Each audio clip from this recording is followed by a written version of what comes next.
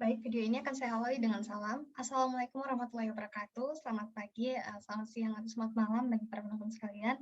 Perkenalkan nama saya Fatimah Zahra dengan ekronim 012 dari Prodi Gizi Fakultas Kesehatan Masyarakat Universitas Tadulako. Baik, tujuan dari video ini adalah sebagai pemenuhan tugas dari mata kuliah kajian lingkungan hidup berupa presentasi dari rangkuman materi pertemuan kedua sampai pertemuan ketujuh, dan tugas ini diberikan oleh Bapak dosen Syamsuriwal SPD MPD. Langsung saja saya presentasikan materi yang akan saya bawakan pada kesempatan kali ini.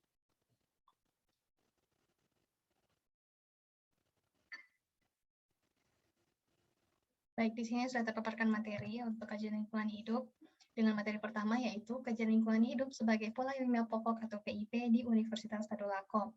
Adapun 3 poin pokok materi yang akan dibawakan pada kesempatan kali ini yaitu yang pertama mengenai konsep pengembangan kajian lingkungan hidup sebagai PIP UNTAD, yang kedua yaitu tujuan dari PIP dan potensi sumber daya lingkungan hidup, yang ketiga yaitu lingkungan hidup sebagai objek kajian dari PIP. Oke, untuk materi pertama, konsep pengembangan kajian lingkungan hidup sebagai PIP UNTAD, di mana PIP ini menjadi tuntutan pengembangan program berdasarkan ciri yang ada di wilayah itu sendiri, khususnya di Universitas Tadulako, untuk menjadi dasar kebijakan pendidikan di Universitas Tadulako. Sebelumnya, untuk sejarah PIP di UNTAD itu sendiri itu sudah mulai terkenal pada tahun 80-an, di mana tujuan dari PIP itu sendiri yaitu sebagai pembeda dan untuk pembeda jati diri dari UNTAD dengan universitas lainnya. Selanjutnya, yaitu potensi sumber daya lingkungan hidup yang ada. Adapun bentuk sumber daya yang ada itu terbedakan menjadi 3 kelompok, di mana kelompok pertama yaitu ada dalam bentuk sumber daya alam, kelompok yang kedua yaitu dalam bentuk sumber daya manusia, dan yang kelompok terakhir yaitu dalam bentuk sumber daya buatan.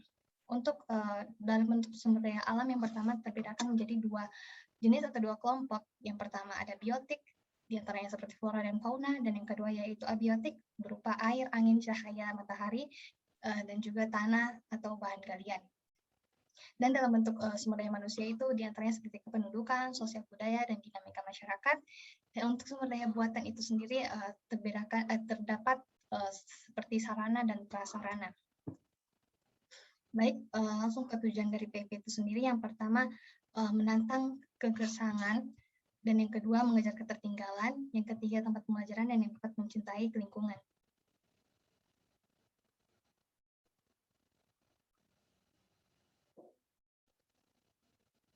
Untuk penjelasan dari yang pertama, tujuan pertama yaitu menantang kegersangan, diantaranya seperti pemanfaatan lahan kritis, yang kedua pemanfaatan lahan tidur menjadi produktif, kemudian untuk tujuan yang kedua yaitu mengejar ketertinggalan, diantaranya upaya yang dilakukan itu seperti mensejajarkan kedudukan secara nasional dalam pembangunan. Kemudian yang kedua yaitu untuk meningkatkan pemanfaatan teknologi. Untuk tujuan yang ketiga, sebagai tempat pembelajaran, upaya yang dilakukan itu yang pertama sebagai pusat pengkajian ilmu pengetahuan, dan yang kedua pengembangan profesionalisme. Untuk tujuan terakhir, mencintai lingkungan dengan upaya yang pertama dalam bentuk mengelola sumber daya alam secara arif dan bijaksana. Kemudian yang kedua, menyeimbangkan konsep ekologi dan ekonomi dalam pengelolaan SDA. Lanjut ke pokok poin yang ketiga yaitu lingkungan hidup sebagai objek kajian. Yang pertama yaitu kondisi lingkungan hidup di Sulteng yang relatif terutama lingkungan hidup fisik, dan yang kedua yaitu kondisi lingkungan hidup sosial budaya yang relatif heterogen atau tidak sama, berbagai macam jenis atau beragam, baik etnis maupun adat istiadat juga agama. Dan yang ketiga yaitu kondisi lingkungan pemukiman yang terpencar-pencar, seperti di daerah pantai, di daerah pedalaman, di daerah pegunungan, juga di Nobaden. Dan yang terakhir yaitu objek kajian lingkungan hidup sebagai objek kajian karena dia mempunyai keanekaragaman hayati yang khas, khususnya di Sulawesi Tengah itu sendiri. Lanjut ke materi pertemuan ketiga atau materi kedua kali ini, yaitu mengenai ekologi sebagai ilmu lingkungan. 3 topik utama yang akan dibahas pada kesempatan kali ini yaitu yang pertama, ekologi sebagai dasar ilmu lingkungan, yang kedua, ekosistem dan hubungan antar organisme, yang ketiga, masalah lingkungan dan pengolahannya.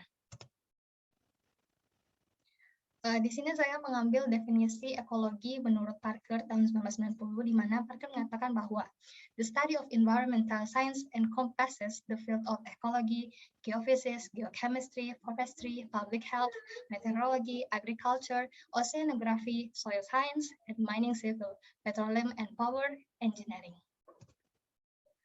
Di mana menurut Parker itu sendiri, studi dari lingkungan atau kajian lingkungan hidup itu terdiri dari ekologi, geofisik, geochemistry, ada juga untuk forestry atau kehutanan, public health, kesehatan masyarakat, meteorologi atau meteor, agriculture, oceanography, soil science, dan mining civil, petroleum, dan power engineering atau teknik. Adapun poin kedua dari materi kedua kali ini yaitu ekosistem dan hubungan antar organisme. Yang pertama, definisi dari ekosistem itu sendiri merupakan tatanan kesatuan secara menyeluruh antara segenap unsur lingkungan hidup yang saling mempengaruhi. Karena perlu kita ketahui bahwa antara kita dan lingkungan itu saling berikatan atau saling memberikan efek atau saling mempengaruhi, juga antar sesama organisme.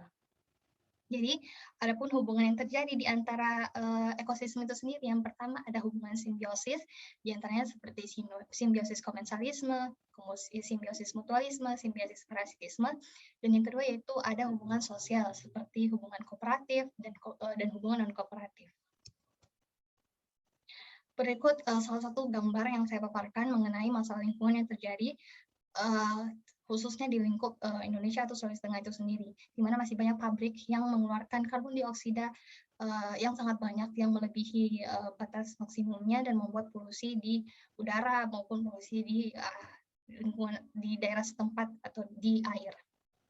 Adapun upaya untuk pemulihan lingkungan itu sendiri, pemulihan lingkungan yang sudah tercemari, yang pertama yaitu dengan melakukan cagar alam, yang kedua cagar budaya, yang kedua cagar biosfer, yang ketiga citra lingkungan, yang keempat citra lingkungan, yang keempat lima domestik, dan yang terakhir yaitu membudayakan taman nasional. Lanjut ke materi ketiga yaitu mengenai asas dan prinsip ekologi.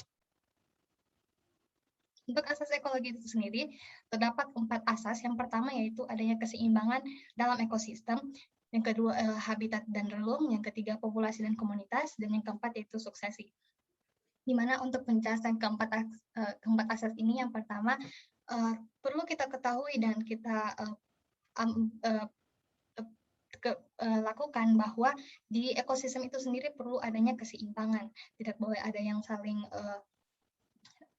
melebihi atau mengganggu fungsi yang lain. Kemudian yang kedua yaitu habitat dan relung, di mana habitat yang kita tempati itu balik lagi ke asas pertama bahwa kita harus terapkan yang namanya keseimbangan untuk tidak mengganggu organisme di habitat yang kita tinggali atau habitat bersama. Kemudian yang ketiga yaitu populasi dan komunitas, di mana dengan adanya individu yang berkelompok akan membentuk suatu populasi, dan dengan adanya beberapa populasi akan membentuk suatu komunitas. Dengan hidup yang berdampingan dan damai sendiri, yang tidak saling mengganggu antar organisme, akan terjadi yang namanya suksesi. Selanjutnya untuk prinsip ekologi.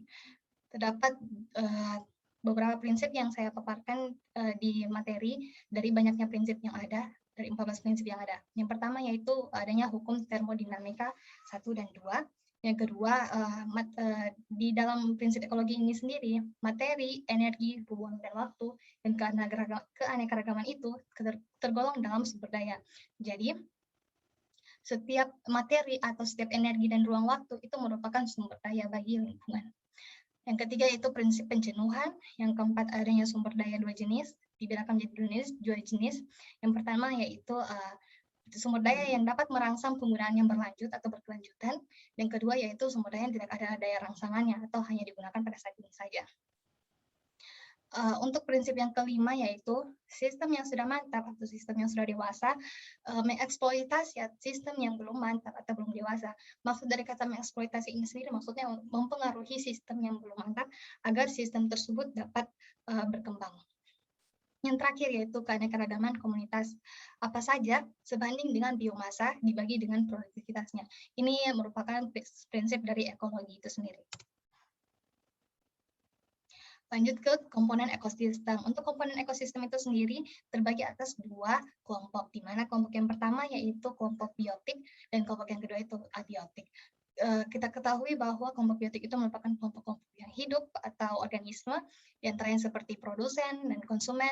Adapun konsumen terbedakan menjadi tiga, yaitu ada konsumen primer, konsumen sekunder, dan konsumen tersier, dan juga pengurai atau heterotrof itu tergabung dalam kelompok biotik. Kemudian kelompok abiotik atau kelompok komponen ekosistem selanjutnya yaitu kelompok yang tidak hidup atau bukan organisme seperti cahaya matahari, hujan, nutrisi, dan juga tanah. Lanjut ke materi selanjutnya yaitu materi keempat mengenai hukum lingkungan. Mohon maaf, ini materi ke-6. Untuk hukum lingkungan itu sendiri, di dalam materi ini terdapat materi mengenai 5 pilar pembangunan, khususnya di Indonesia itu sendiri. Yang pertama yaitu pilar mengenai ekonomi atau biasa dikenal dengan istilah growth atau tumbuh. Kemudian yang kedua yaitu penegakan hukum. Yang ketiga yaitu ekologi atau aman dan lestari. Yang keempat yaitu sosial dengan prinsip stabil, harmonis, dan sejahtera, dan yang kelima kelembagaan lingkungan.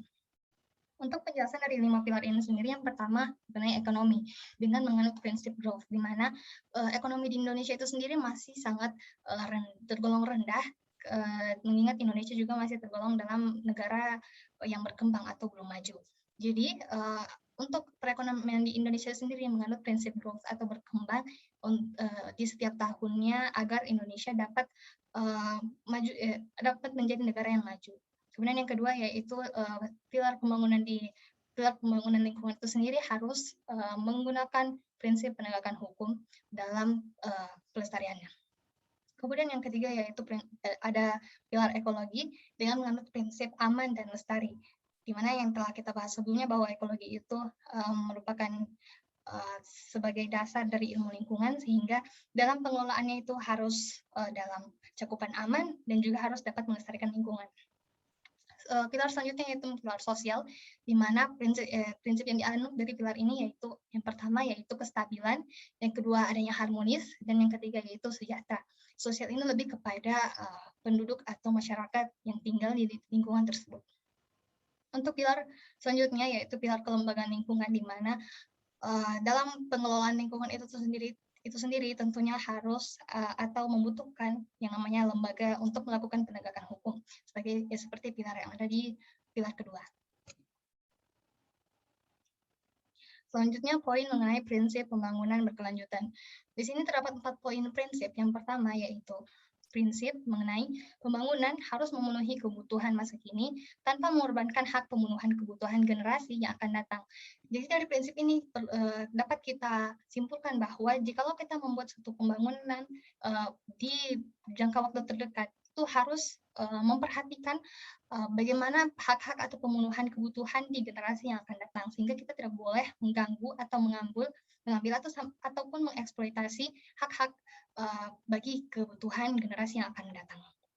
Kemudian prinsip yang kedua yaitu pembangunan yang ramah ekosistem sesuai kemampuan daya dukungnya agar kualitas lingkungan tidak mengalami penurunan.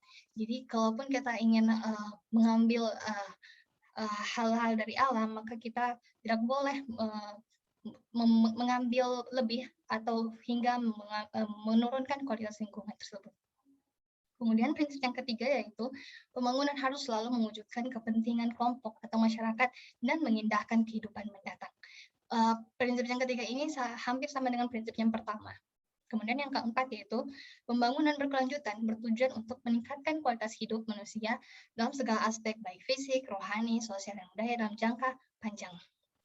Jadi dapat disimpulkan bahwa prinsip pembangunan yang ada di sini itu sangat memperhatikan generasi yang akan datang atau lingkungan, menjaga lingkungan agar hak-hak generasi yang akan datang itu tidak tereksploitasi.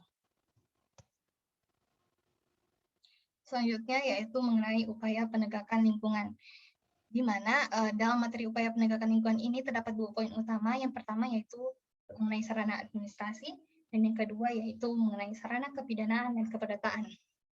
Karena perlu kita ketahui bahwa seperti yang saya katakan sebelumnya bahwa dalam pengelolaan lingkungan itu sendiri perlu adanya undang-undang atau kelembagaan yang mengatur mengenai pengelolaan itu sendiri. Yang pertama untuk sarana administrasi umumnya dia diatur dalam bentuk undang-undang, peraturan pemerintah, kemudian Kepres atau kemudian Impres, kemudian keputusan menteri, kemudian ada peraturan daerah, dan kemudian ada keputusan dari gubernur.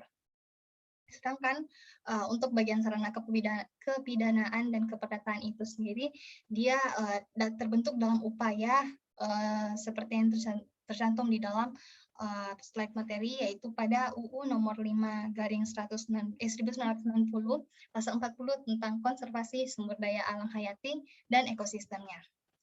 Selanjutnya, terpaparkan juga di dalam UU nomor 32 tahun 2009 mengenai perlindungan dan pengelolaan lingkungan hidup.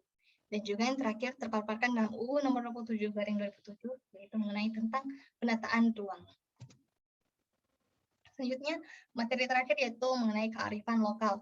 Kearifan lokal ini sendiri biasa dikenal dengan local wisdom. Pada materi kali ini terdapat 3 poin utama yang akan dijelaskan, yaitu mengenai definisi dari kearifan lokal itu sendiri, fungsi dari kearifan lokal, dan juga prinsip yang dianut di dalam kearifan lokal.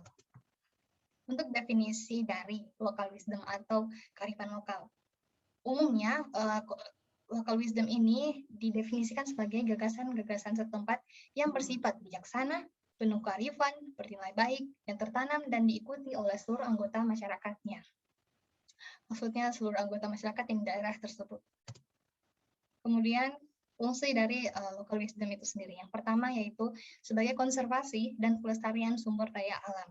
Yang kedua yaitu untuk pengembangan sumber daya manusia, misalnya yang berkaitan dengan upacara daur hidup dan sebagainya. Yang ketiga, fungsinya itu sebagai pengembangan kebudayaan dan ilmu pengetahuan, karena perlu kita ketahui bahwa budaya di Indonesia itu yang sangat banyak, sehingga perlu untuk diketahui dan diberdayakan serta dikembangkan. Yang keempat yaitu sebagai petuah atau kepercayaan juga sastra dan pantangan. Yang kelima bermakna sosial, misalnya seperti upacara integrasi komunal atau kerabat. Yang keenam bermakna sosial lain, misalnya seperti upacara daur pertanian. Dan yang ketujuh bermakna etika dan moral. Yang kedelapan atau yang terakhir yaitu bermakna politik. Untuk local wisdom itu sendiri, prinsip yang dianut yang pertama yaitu ada sains modern, yang kedua yaitu prinsip kearifan lokal. Di mana untuk definisi dari sains modern itu sendiri, prinsip yang dianut itu seperti memanipulasi alam dan kebudayaan dengan mengobjektifkan sebagai segi kehidupan alamiah dan batiniah, sehingga unsur nilai dan moralitas alam tersebut tidak relevan untuk memahami ilmu pengetahuan. Kemudian yang kedua yaitu prinsip kearifan lokal, di mana prinsip yang dianut itu berupa nilai dan moralitas sebagai pokok pengetahuan yang relevan untuk memahami ilmu dari pengetahuan itu sendiri. Jadi memang terdapat agak berbeda antara sains modern dan kearifan lokal dalam prinsipnya. Itulah tadi materi yang telah saya rangkum mulai dari pertemuan kedua sampai pertemuan ketujuh dari mata kuliah kajian lingkungan hidup. Olehnya saya ucapkan terima kasih. Mohon maaf jika banyak salah kata.